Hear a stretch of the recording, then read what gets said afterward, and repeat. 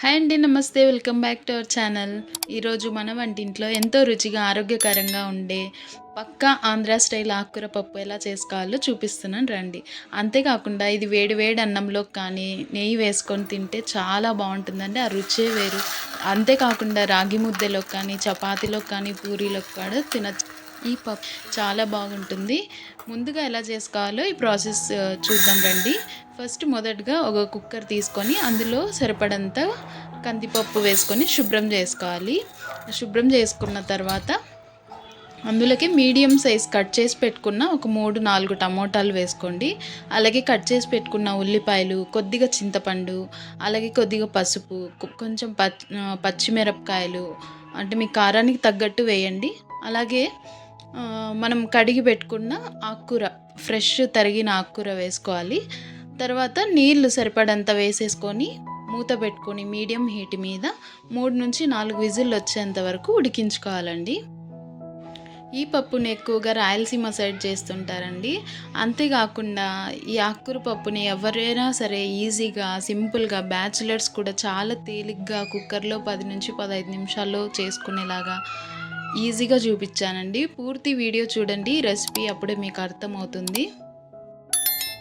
Pressure మొత్తం పోయాక మూత తీసి ఇందులో ఉన్న వాటర్ని ఒక గిన్నెలోకి తీసుకోవాలండి. ఈ వాటర్ని మళ్ళీ పప్పు మీకు ఇంకా చాలా చిక్కగా ఉంది, గట్టిగా ఉంది అంటే మనం ఈ వాటర్ని కలిపేసుకోవచ్చు. లేదంటే ఈ తిరుగుమాత దాంట్లో కూడా కొంచెం వేసుకొని అది పప్పు చారులాగా కూడా ఉపయోగించుకోవచ్చు. ఇలా తగినంత ఉప్పు కూడా వేసి ఇందులోకి పప్పు గిత్తితో మెత్తగా మెదుపుకోవాలండి. పూర్తిగా మెదిగేంత వరకు మెత్తగా మెదిపేసుకోవాలి. సరిపడంత ఉప్పు వేసుకొని ఇలా పప్పు అంతా మెత్తగా చేసుకున్న తర్వాత ఇప్పుడు తాలింపు కోసం ఒక బాండ్లీ కానీ ఒక చిన్న కడాయి కానీ పెట్టి అందులో కొంచెం నెయ్యి కానీ లేదంటే నూనె కానీ వేసి వేడి చేసుకోవాలి. అందులోకి కొంచెం ఆవాలు, జీలకర్ర, అలాగే వెల్లుల్లిపాయలు, ఎండుమిర్చి, కట్ చేసి పెట్టుకున్న ఆనియన్, అలాగే పచ్చి కరివేపాకు కూడా వేసి దోరగా వేయించుకోవాలి. ఈ రెసిపీ వీడియో మీకు నచ్చినట్లయితే ఖచ్చితంగా తప్పకుండా ఒక చిన్న లైక్ చేయండి. మీ ఫ్రెండ్స్ అండ్ ఫ్యామిలీ మెంబర్స్కి షేర్ చేయండి. ఇలాంటి మరిన్ని టేస్టీ ఈజీ రెసిపీస్ కోసం మన ఛానల్ని ఇప్పుడే సబ్స్క్రైబ్ చేసుకోండి. సబ్స్క్రైబ్ చేయడం మాత్రం మర్చిపోవద్దు.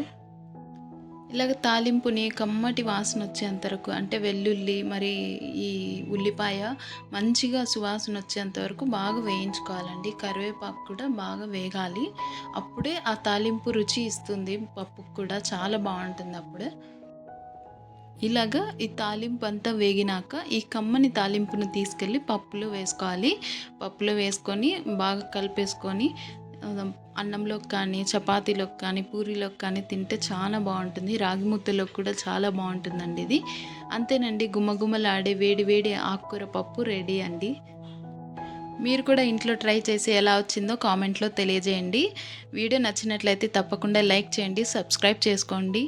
మీ ఫ్రెండ్స్ అండ్ ఫ్యామిలీ మెంబర్స్కి కూడా షేర్ చేయండి. Thank you for watching.